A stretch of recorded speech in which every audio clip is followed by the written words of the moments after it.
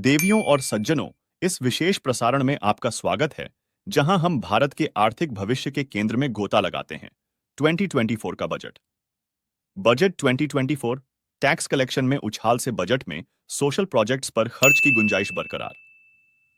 Income tax और GST मासिक collection बढ़ने से सरकार अंतरिम बजट में फिस्कल सूझबूझ के चलते किसानों और सोशल प्रोजेक्ट्स के लिए अधिक धन आवंटित करने की स्थिति में रहेगी। सूत्रों ने यह अनुमान जताया है। सरकार आम चुनाव में जाने से पहले 1 फरवरी को अपना अंतरिम बजट पेश करेगी। ऐसे में इस बजट में समाज के गरीब वर्गों, खासकर ग्रामीण क्षेत्रों से जुड़े इश्यूज पर विशेष ध्यान दिया जा सकता है। हमारी यह रिपोर्ट देखने से पहले अगर आपने हमारा चैनल सब्सक्राइब नहीं किया है तो जरूर कर लें और लाइक, शेयर और घंटी का बटन दबाना न भूलें। तो चलें देखते हैं हमारी ये पेशकश बजट 2024। क्या भारत सरकार आर्थिक विकास को आगे बढ़ाने के लिए बजट में कैपेक्स बढ़ाएगी? बजट 2024 में सीएपेक्स कैपेक्स इन बजट 2024। बजट में कैपेक्स बढ़ाकर सरकार बुनियादी ढांचे के विकास कार्यक्रम को बढ़ावा दे सकती है। इससे न केवल महत्वपूर्ण जरूरतें पूरी होंगी, बल्कि आर्थिक गतिविधियां भी बढ़ेंगी। बढ़े हुए पूंजीगत व्यय में पहले बुनियादी ढांचे का विकास शामिल है।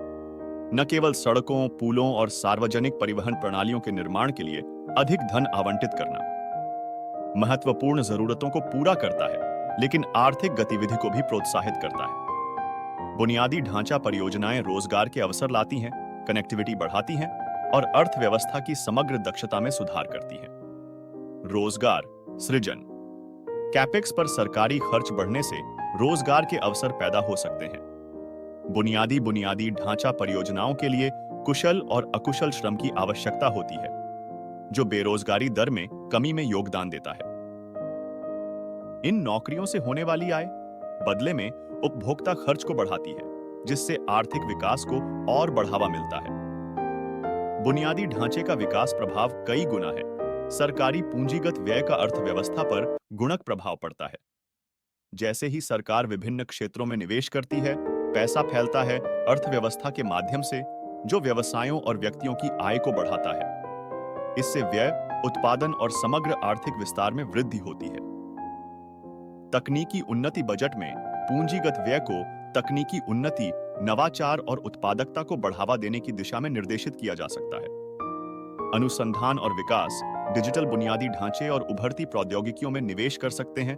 उद्योगों की प्रतिस्पर्धात्मकता को बढ़ाना, जिससे लंबी अवधि में आर्थिक विकास को बढ़ावा मिलता है।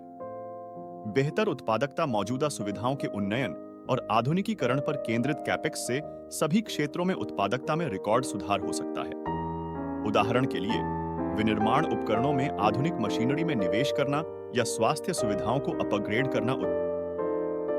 दक्षता में वृद्धि, जो निरंतर आर्थिक विकास के लिए आवश्यक है। प्रतिस्पर्धा बढ़ाता है। प्रमुख क्षेत्रों में पूंजीगत खर्च पर ध्यान केंद्रित करने से वैश्विक बाजार में प्रतिस्पर्धा बढ़ सकती है।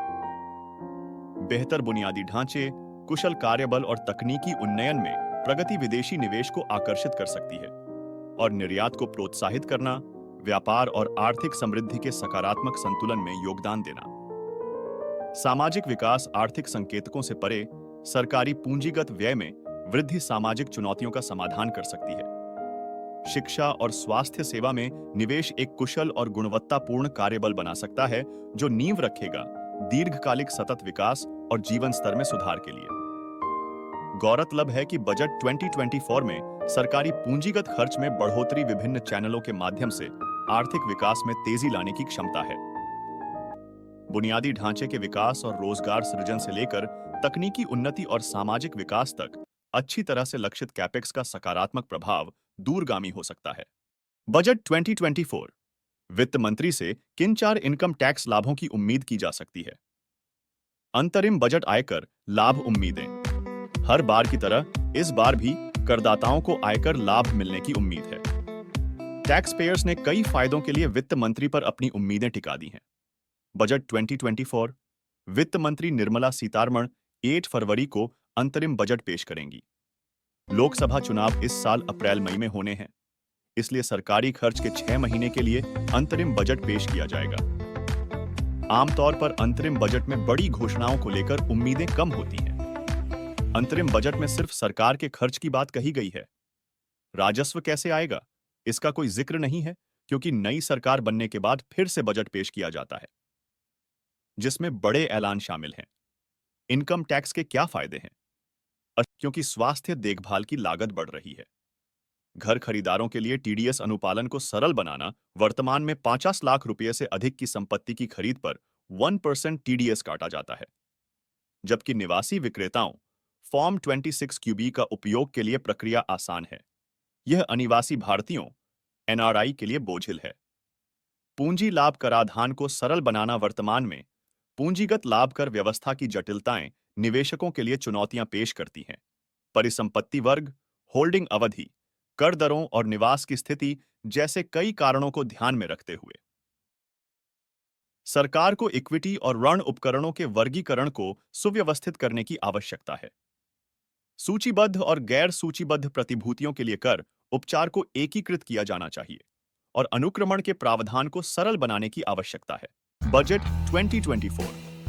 बजट से कृषि क्षेत्र को क्या उम्मीदें हैं? कृषि क्षेत्र भारत की अर्थव्यवस्था की रीढ़ होने के नाते देश के सामाजिक आर्थिक दृष्टिकोण को आकार देने में महत्वपूर्ण भूमिका निभाता है। जैसे जैसे 2024 का बजट नजदीक आ रहा है, किसान और कृषि समूह बारीकी से निगरानी कर रहे हैं। बजट में नीतियां और आवंटन जो उनके जीवन पर बड़ा प्रभाव डाल सकते हैं। आगामी बजट से कृषि क्षेत्र को क्या उम्मीदें हैं? यहाँ उनके बारे में जानकारी दी गई है। बजट बढ़ाया जाना चाहिए। किसानों को कृषि क्षेत्र के लिए बजटीय आवंटन में पर्याप्त वृद्धि की उम्मीद है। उच्च आवंटन का उपयोग बुनियादी ढांचे के विकास, प्रौद्योगिकी अपनाने और समग्र कृषि पारिस्थितिकी तंत्र में सुधार के लिए किया जा सकता है। सिंचाई और जल प्रबंधन में निवेश मानसून की अप्रत्याशित प्रकृति को देखते हुए किसान उम्मीद कर रहे हैं। सिंचाई परियोजनाओं और जल प्रबंधन बुनियादी ढांचे में निवेश बढ़ाना। इससे न केवल पानी की उपलब्धता बढ़ेगी, बल्कि टिकाऊ कृषि प्रणालियों में भी योगदान मिलेगा। कृषि प्रौद्योगिकी और नवाचार को बढ़ावा दिया जाना चाहिए। किसान ऐसी नीतियों की तलाश कर रहे हैं जो आधुनिक कृषि तकनीकों को अपनाने के लिए प्रोत्साहित करती हैं। खेती, ड्रोन और अन्य नवीनतम समाधानों के विकास और कार्यान्वयन के लिए प्रोत्साहन महत्वपूर्ण हो सकते हैं। उत्पादकता बढ़ाना और पारंपरिक तरीकों पर निर्भरता कम करना। फसल बीमा सुधार। किसान फसल बीमा योजना को अधिक सुलभ और लाभकारी बनाने के लिए एक सुधार की उम्मीद कर रहे हैं। सरलीकृत प्रक्रियाएं, समय पर भुगतान और बढ़ी हुई कवरेज फसल खराब होने की स्थिति में किसानों को बहुत आवश्यक वित्तीय सुरक्षा प्रदान कर सकता है। जैविक खेती को बढ़ावा देने पर जोर। जैविक उत्पादों की बढ़ती वैश्विक मांग के साथ किसान आगे देख रहे हैं। जैविक खेती के तरीकों को अपनाने के लिए समर्थन और प्रोत्साहन देना।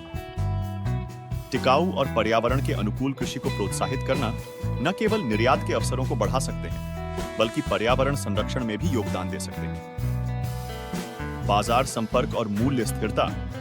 बाजार संपर्कों को मजबूत करना और कृषि उपज के लिए उचित मूल्य सुनिश्चित करना प्राथमिकता होनी चाहिए। किसानों को बिचौलियों के शोषण की चुनौतियों का समाधान करने वाली पहल की उम्मीद है और उन्हें बाजारों तक सीधी पहुंच प्रदान करें ताकि कीमतें स्थिर रहें। ग्रामीण बुनियादी ढांचा विकास। बेहतर सड़कों, भंडारण और बाजार कनेक्टिविटी सहित बेहतर ग्रामीण बुनियादी ढांचा कृषि क्षेत्र के विकास के लिए महत्वपूर्ण है। किसान उन घोषणाओं का इंतजार कर रहे हैं जो ग्रामीण बुनियादी ढांचे को मजबूत करने पर ध्यान केंद्रित करती है। सुचारू परिवहन की सुविधा और फसल कटाई के बाद के नुकसान को कम करना। उन्नत ऋण सुविधाएं। किसानों के लिए किफायती ऋण तक पहुंच बहुत महत्वपूर्ण है। हमारे साथ इस प्रसारण में बने रहने के लिए आप सभी दर्शकों का अभिनंदन। इस प्रसारण के पार्ट 2 को देखना न भूलें। आपका सहयोग हमारे लिए बहुत महत्वपूर्ण है। धन्यवाद।